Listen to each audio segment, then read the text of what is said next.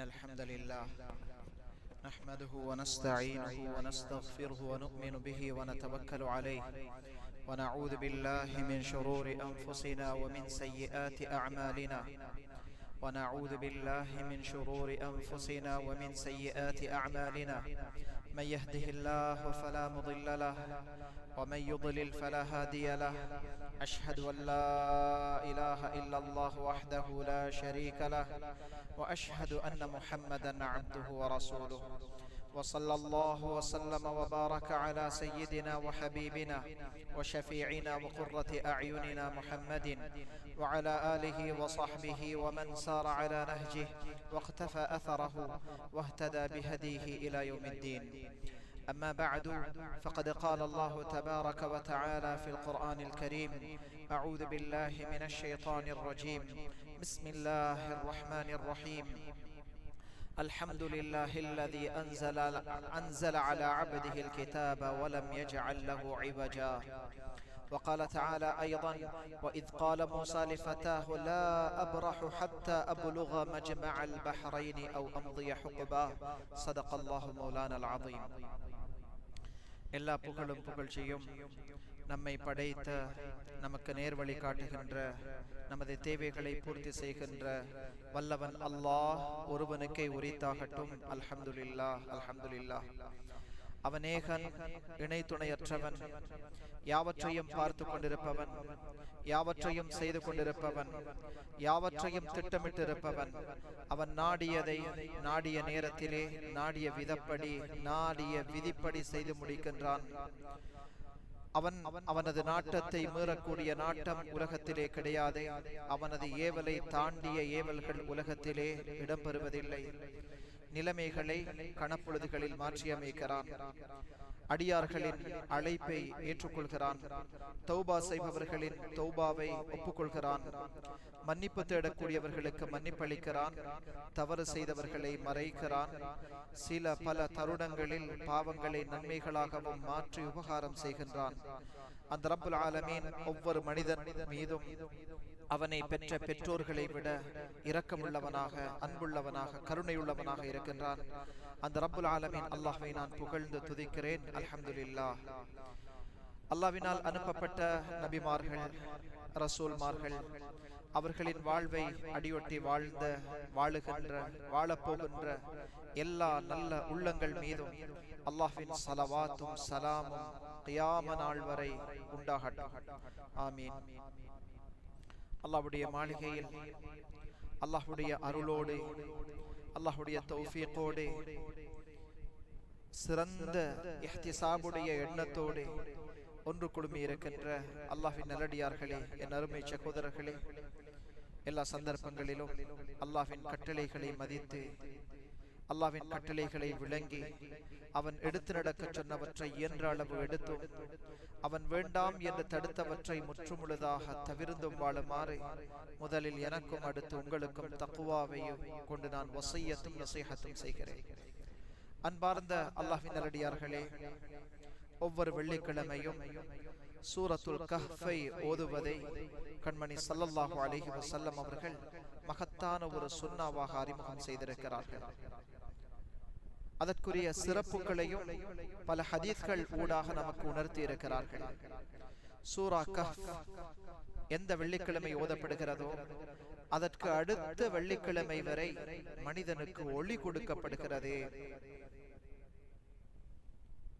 அந்த ஒளியின் வெளிச்சத்தினால் மனிதன் நலவுகளையும் கெடுதியையும் பிரித்து அறிந்து நல்ல விஷயங்களை செய்வதற்குரிய தௌஃபீகை அவன் பெற்றுக்கொள்ளாது காரணமாக கூட அமையலாம். சூரத்துல் கஹ்ஃபை தொடர்ச்சியாக ஓதி வரக்கூடிய மனிதர், குறிப்பாக அதனுடைய ஆரம்ப 10 வசனங்கள், இன்னும் சில ரிவாயத்துகள்ல அதனுடைய இறுதி 10 வசனங்களை மனநமிட்ட மனிதர் தஜ்ஜாலுடைய கெடிபுடிகளில் இருந்து பாதுகாப்பளிக்கப்படுகிறார் என்பதாக கண்மணி ஸல்லல்லாஹு அலைஹி வஸல்லம் அவர்கள் சொன்ன ஹதீஸ் பதிவாகி இருக்கிறது. நபிமார்கள் எல்லோரும் அல்லாஹ்விடம் பயந்து அஞ்சி பாதுகாப்பு தேடிய உலகம் எதிர்பார்க்கின்ற மிக பெரிய பயங்கரம் பித்தலாட்டத்திற்குரிய படைப்புதான் தஜ்ஜால் என்ற இறுதி நாளின் வெளிப்பாட்டிலே தோன்றுகின்ற அந்த படைப்பு. அவனது குழப்பத்தில் நபிமார்கள் கூட பயந்திருக்கிறார்கள். அவன் வந்திருக்கிறான் என்று கேள்விப்பட்டால் பார்ப்பதற்காக சரி சென்று விடாதீர்கள் என்று ஸல்லல்லாஹு அலைஹி வஸல்லம் எச்சரித்தார்கள். அவனை கண்டால் ஈமான் பறிபோய்விடும் என்று நமக்கு உணர்வூட்டி இருக்கிறார்கள். அப்படியான தஜ்ஜாலின் கெடுதிகளில் இருந்து பாதுகாப்பு அளிக்கின்ற சக்தி சூரா கஹ்ஃபுடைய முதல் 10 அல்லது இறுதி 10 வசனங்களை மனனமிட்டு பாடமிட்டு இருக்கிற மனிதருக்கு இருக்கிறது என்றால் அந்த சூராவுடைய சக்தி, அதனுடைய பலம் எப்படி இருக்கும் சகோதரர்களே? சூரா கஹ்ஃபிலே அல்லாஹு தஆலா ஈமானுடைய சில அடிப்படைகளை சொல்வது போல வித்தியாசமான 4 சம்பவங்களை சொல்லி இருக்கிறார். ஒவ்வொரு மனிதனுடைய வாழ்விலும் தேவையான 4 விதமான சம்பவங்களை சொல்லி இருக்கிறார். ஒன்று, அஸ்ஹாபுல் கஹ்ஃப், அந்த குகையிலே சென்று உறங்கி சுமாராக 309 வருடங்கள் தூங்கி எழும்பிய அந்த வாலிபர்கள், அந்த முஃமின்கள், அவர்களை பற்றிய ஒரு ஆச்சரியமான சம்பவம். இரண்டாவதாக 2 தோட்டக்காரர்களை பற்றி அல்லாஹு தஆலா சொல்லி இருக்கிறார். ஒரு மனிதர் முஃமின், இன்னும் ஒரு மனிதர் காஃபிர். காஃபிருக்கு அல்லாஹு தஆலா பலத்த பெருத்த செல்வத்தை கொடுக்கிறான். அந்த மனிதன் அல்லாஹ்வுக்கு எதிராக பேசுகிறான். தான் கொடுக்கப்பட்ட செல்வத்தை அல்லாஹ்வுக்காக செலவழிக்க மறுக்கிறான். அல்லாஹு தஆலா ஒரே நாள் இரவோடு அந்த தோட்டத்தை அப்படியே கரித்து அழித்து விட்ட சம்பவத்தை இரண்டாவதாக சொல்லி இருக்கிறார்.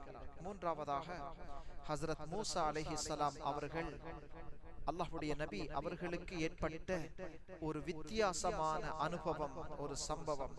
நான்காவதாக துல்கர்னைன் அலைஹிஸ்ஸலாம், உலகத்தை சுற்றி வந்த அல்லாஹ்வுடைய மாமேதை அறிஞர், உலகத்தை சுத்தி வந்த, உலகத்தை சுமாராக தனது ஆட்சிக்குள் கொண்டு வர முனைந்த துல்கர்னைன். இந்த 4 மனிதர்களை பற்றியும் சொல்லி இருக்கிறார். சில சம்பவங்களில் பணத்தின் சோதனையையும், சில சம்பவங்களில் ஆட்சியின் சோதனையையும், சில சம்பவங்களில் துனியாவுடைய இன்பங்களின் சோதனையையும், மூசா அலைஹிஸ்ஸலாம் அவர்களுடைய சம்பவத்திலே அறிவின் சோதனையை பற்றியும் அல்லாஹு தஆலா சொல்லி இருக்கிறார். அன்பான சகோதரர்களே, இன்றைய ஜும்மாவிலே 3வது சம்பவமாக அல்லாஹு தஆலா சொல்லி இருக்கின்ற நபி மூசா அலைஹிஸ்ஸலாம் அவர்களுக்கு ஏற்பட்ட அந்த விஷயத்தை பற்றி சுருக்கமாக பார்ப்போம். கண்மணி ஸல்லல்லாஹு அலைஹி வஸல்லம் அவர்கள் சொன்ன ஹதீஸ் புகாரி ஷரீஃபிலே பதிவாகி இருக்கிறது. சொன்னார்கள், ஒரு தடவை மூசா அலைஹிஸ்ஸலாம் அவர்களுடைய கூட்டத்தினர், உம்மத்தினர், பனு இஸ்ராயீல்கள் நபி மூசா அலைஹிஸ்ஸலாம் அவர்களை பார்த்து கேட்டார்கள், நபியே, உங்களை விட ஒரு அறிஞர் உலகத்திலே இருக்கிறாரா? சாதாரணமான ஒரு கேள்வி கேட்டார்கள். மூசா அலைஹிஸ்ஸலாம் அல்லாஹ்வினால் அனுப்பப்பட்ட நபிமார்களுள் 1,24,000 நபிமார்களுள் 315 ரசூல்மார்களுக்குள் ஒருவர். அந்த 315 ரசூல்மார்களில் குர்ஆனிலே சொல்லப்பட்ட 25 நபிமார்களுள் ஒருவர்.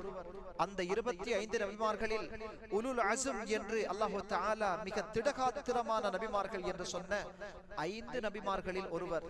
இன்னும் சொல்ல போனால் அல்லாஹ்வோடு மிக நேரடியாக பேசக்கூடிய ஒரே ஏக நபி ஹஸ்ரத் மூசா அலைஹிஸ்ஸலாம். குர்ஆனிலே அதிகூடுதலாக பெயர் சொல்லி அழைக்கப்பட்ட நபி.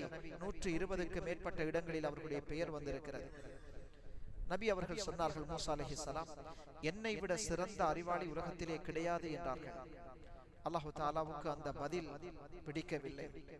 உடனடியாக அவர்களுக்கு வஹி அறிவிக்கிறான், மூசா, உங்களை விட அறிவு கொடுக்கப்பட்ட ஒரு மனிதர் இருக்கிறார்.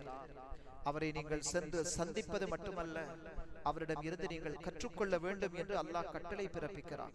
தன்னுடைய நபி மூசா அலைஹிஸ்ஸலாம் அல்லாஹ்வுடைய ரசூல். எந்த மனிதரிடம் இருந்து கற்றுக்கொள்ள வேண்டும் என்று அவர்கள் பணிக்கப்பட்டாரோ அந்த மனிதர் ஹதிர் அலைஹிஸ்ஸலாம் அல்லது ஹிதுர் அலைஹிஸ்ஸலாம், 2 மாதிரியும் சொல்லப்படும்.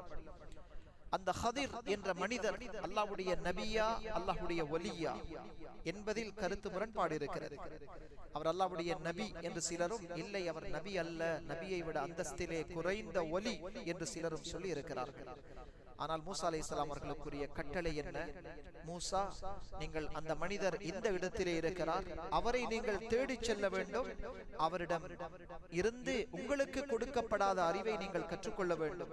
உங்களை விட சில விஷயங்களில் அறிவிலே முதிர்ச்சியான, முதிர்ந்த, கூடுதலான அறிவு ஞானத்தை பெற்ற மனிதர்களும் இருப்பார்கள். ஒவ்வொரு அறிஞருக்கும் மேலால் ஒரு அறிவாளியை அல்லாஹ் வைத்திருக்கிறார். இதை சொன்னவுடன் மூசா அலைஹிஸ்ஸலாம் தன்னோடு நண்பராக இருந்த ஒரு வாலிபர் யூஷுஆ அவரிடம், யூஷுஆ தோழரே, லா அப்ரஹு ஹத்தா அப்லுக மஜ்மஅல் பஹ்ரைன் அவ் அம்திய ஹுக்பா. அல்லாஹு தஆலா எனக்கு சொன்ன அந்த மனிதர் 2 கடல்கள் சந்திக்கிற இடத்திலே இருப்பதாக அல்லாஹ் எனக்கு சொல்லி இருக்கிறான். அவரை சந்திப்பதற்காக நான் புறப்பட்டு செல்வேன். ஒன்று அவரை சந்திப்பேன், அல்லது எத்தனை வருடமானாலும் நான் நடந்து கொண்டே இருப்பேன், பயணமாகிக் கொண்டே இருப்பேன் அவரை சந்திக்கின்றவரை என்று மூசா அலைஹிஸ்ஸலாம் சொன்னார்கள். தமது சாப்பாட்டிற்காக ஒரு மீனை ஒரு கூடைக்குள் எடுத்துக் கொண்டார்கள். 2 பேருமாக புறப்படுகிறார்கள். மூசா அலைஹிஸ்ஸலாம் அவர்களும் வாலிபர் யூஷுஆ. குர்ஆன் அவரை ஃபதா, வாலிபர் என்று சொல்லி இருக்கிறது. இல்ம தேடி போறாங்க. போகக்கூடிய நேரத்திலே அல்லாஹ் தஆலா குர்ஆனிலே இதை சொல்லி இருக்கிறான். சூரா கஹ்ஃப் பேசுகிறது. ஃபலம்மா பலகா மஜ்மஅ பைனிஹிமா. அவர்கள் எந்த இடத்திலே அந்த மனிதரை சந்திக்க அல்லாஹ்வுடைய நாட்டம் இருந்ததோ, சந்திக்க வேண்டும் என்று அல்லாஹ்வுடைய கட்டளை இருந்ததோ, அந்த இடத்தை அடைந்த பொழுது அவர்களுக்கு புரியவில்லை இதுதான் இடம் என்று.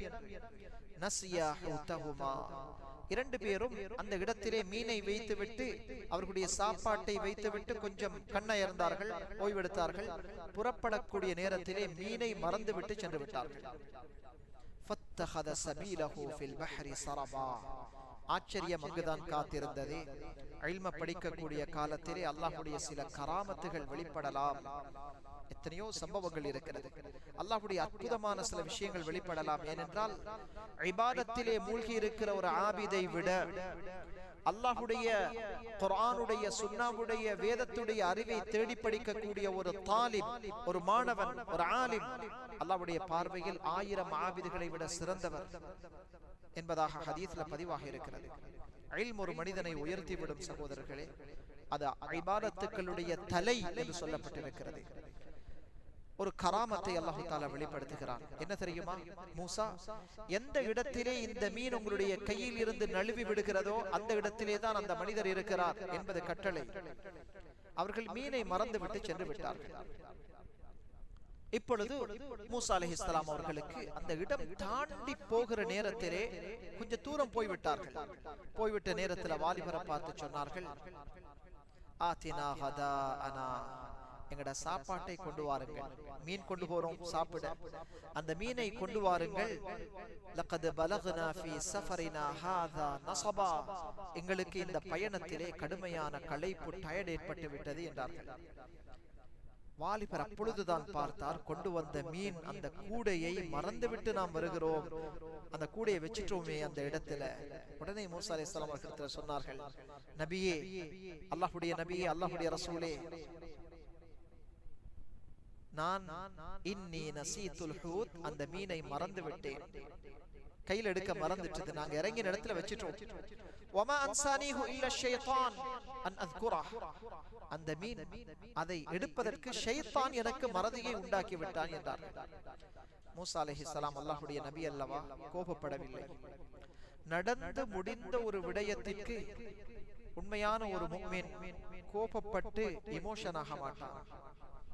கண்மணி ஸல்லல்லாஹு அலைஹி வஸல்லம் அவர்களுடைய பழக்கத்தை பற்றி அவர்களுக்கு 10 வருடங்கள் ஹிதமத் செய்த அனஸ் ரலியல்லாஹு அன்ஹு அவர்கள் சொல்கிறார்கள், மா قال لي في شيء فعلته لما فعلت. இந்த 10 வருட காலம் நபி அவர்களுக்கு நான் ஊழியம் செய்திருக்கிறேன். நான் செய்த ஒரு விஷயத்துக்காக, செய்து முடித்த ஒரு விஷயத்துக்காக, அனஸ் எதற்காக நீ இதை செய்தாய் என்று கேட்டதும் இல்லை. அவர்கள் செய்ய சொல்லி நான் செய்யாத ஒரு விஷயத்திற்காக ஏன் இந்த விஷயத்தை நீ செய்யவில்லை என்று என்னை அதட்டியதும் இல்லை. அல்லாஹ் அக்பர். அன்பான சகோதரர்களே, லேசான விஷயம் அல்ல பேசுவதற்கு இலேசு, ஆனால் வாழ்க்கையில் கொண்டு வருவது. அல்லாஹ்வுடைய ஏற்பாடு நடந்திருக்கிறது, நடக்க போவதிலே கவனமாக இருப்போம். நடந்து முடிந்தது அல்லாஹ்வுடைய ஏற்பாடு, ஆனால் நடக்க போற விஷயத்திலே திட்டமிடுவோம், கவனமாக இருப்போம். இதுதான் ஒரு முஃமின். மூசா அலைஹிஸ்ஸலாம் கோபப்படவில்லை, சொன்னார்கள், வாலிபரே, எந்த இடத்திலே மீனை விட்டோமோ அதுதான் அல்லாஹ் வரை சந்திக்க சொன்ன இடம். மீன் கை நழுவியது, அதுதான் அடையாளம். மீண்டும் திரும்பி சென்றார்கள் அந்த இடத்தை நோக்கி. குர்ஆன் சொல்லுகிறது, ஒத்தஹத சபீலஹு ஃபில் பஹரி அஜபா. போய் பார்த்தால் கூட இருக்கிறது, மீன் இல்லை. மீனை தேடி பார்த்தால் அந்த மீன் ஒரு சுரங்க பாதையூடாக, ஃபத்தஹத சபீலஹு ஃபில் பஹரி சரபா, ஒரு சுரங்க வழியினூடாக கடலுக்குள் சென்று மீன் ஓடிவிட்டது. அந்த மீனுக்கு அல்லாஹ் உயிரை கொடுத்து விட்டான். அல்லாஹ் அக்பர். உயிரை கொடுப்பவன் ரப்பு, உயிரை எடுப்பவன் ரப்பு. மீன் இல்லை, மீன் இருந்த பாதையூடாக ஒரு சுரங்க வழி, அதனூடாக மீன் அந்த கடற்கரை பூரமாக உள்ளுக்கு சென்று விட்டது. மூசா அலைஹிஸ்ஸலாம் சொன்னார்கள், என்னுடைய ரப்பு, இந்த மீன் தவறக்கூடிய இடம் ஹதிர் இங்கேதான் இருப்பார், தேடி பார்ப்போம். தேடி பார்த்தார்கள். فوجد عبدا من عبادنا آتيناه رحمة من عندنا وعلمناه من لدنا علما. அங்கே ஒரு சாலிஹான ஒரு மனிதர் இருந்தார், சாதாரணமான மனிதர். அவர்தான் ஹதிர். அவரை கண்டவுடன் மூசா அலைஹிஸ்ஸலாம் அவர்களிடம் செல்கிறார்கள். அல்லாஹ் தஆலா அவரை பற்றி சொல்கிறான், நாம் அவர்களுக்கு எங்களுடைய புறத்தால் அருள் செய்தோம். அப்ப அவர் மூசா அலைஹிஸ்ஸலாத்திட்ட படிக்கல, அவருக்கு இருந்த அறிவு யாரு கொடுத்தது? அல்லாஹ்.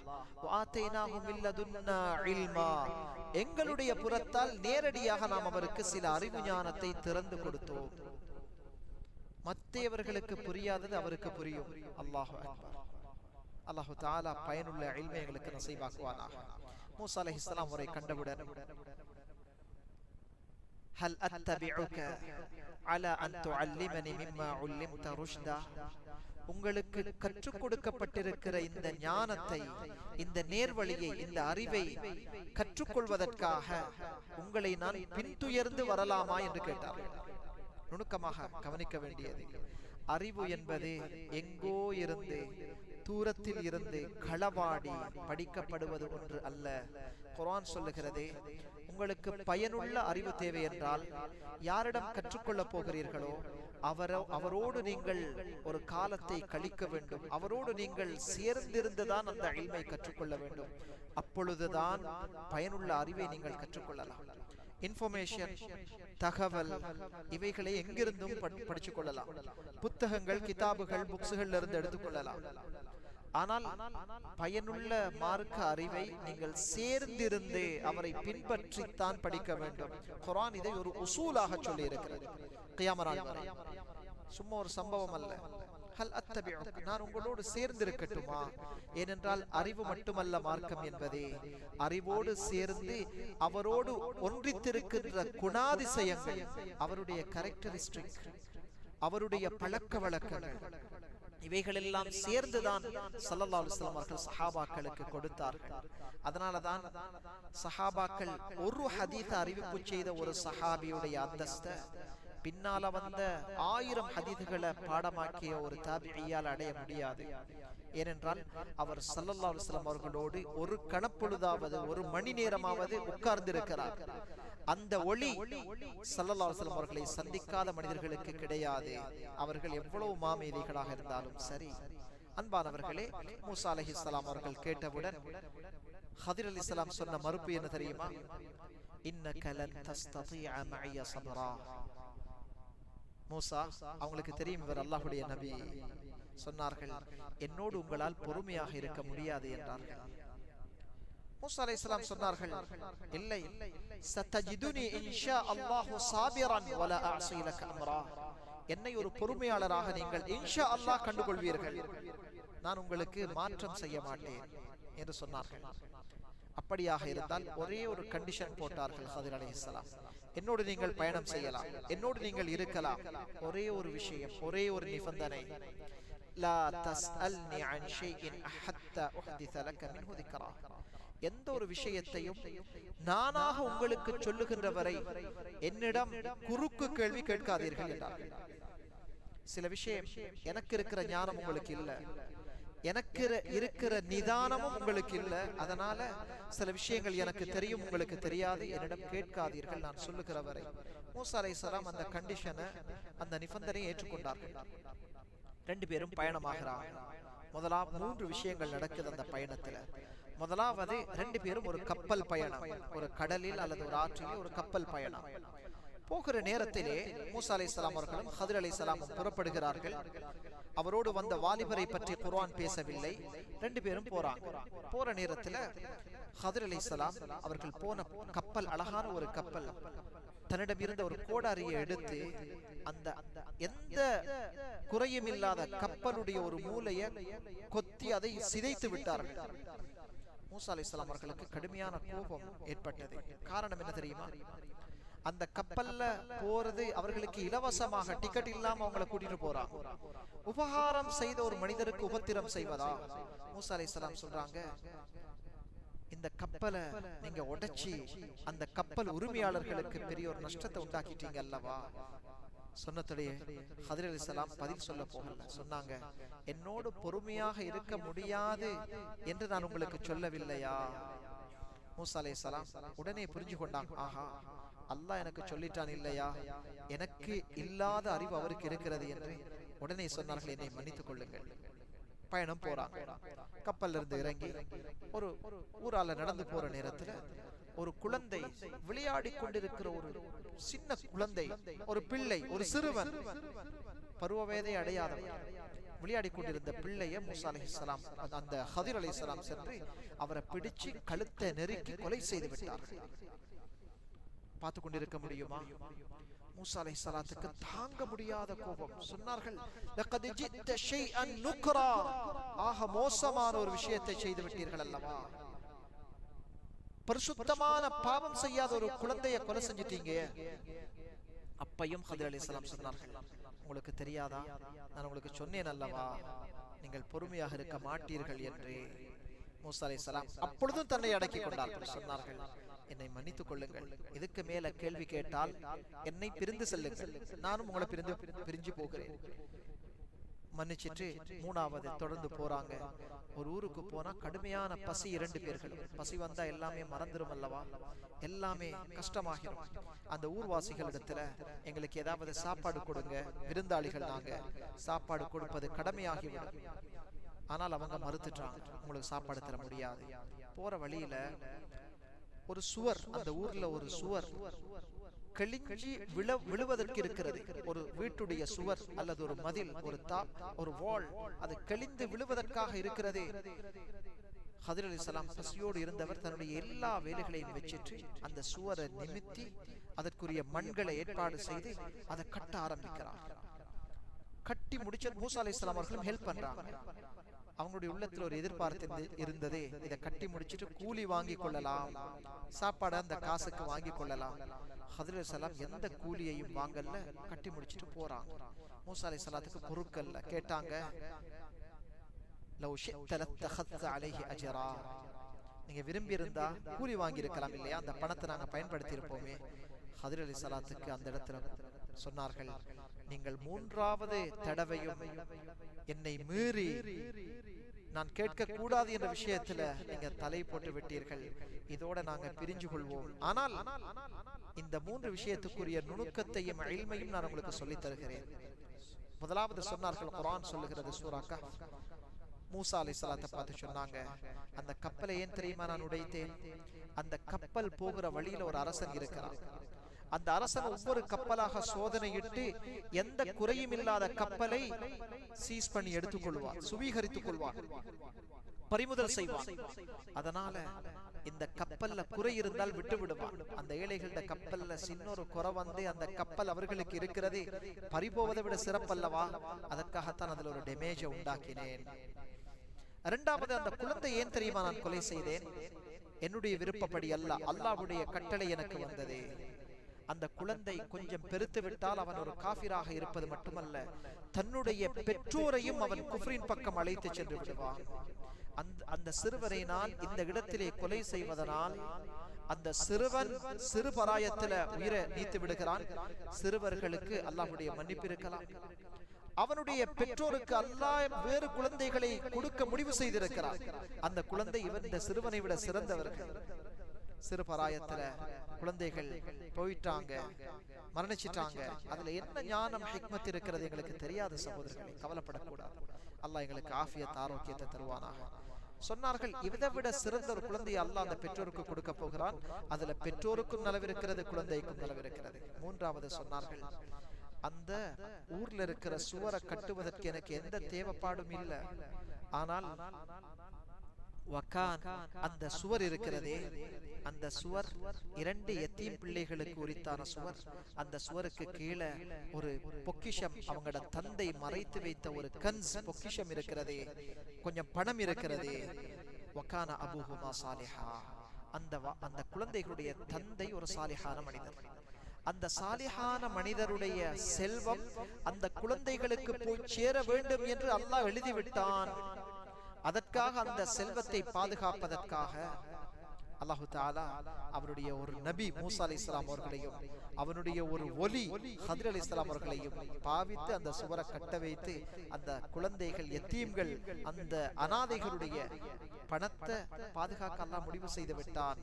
இதற்காகத்தான் அந்த சுவரை நான் கட்டினேன் என்றார் ஹித்ர் அலைஹிஸ்ஸலாம். மூசா அலைஹிஸ்ஸலாம் அப்பதான் புரிஞ்சு கொண்டாங்க.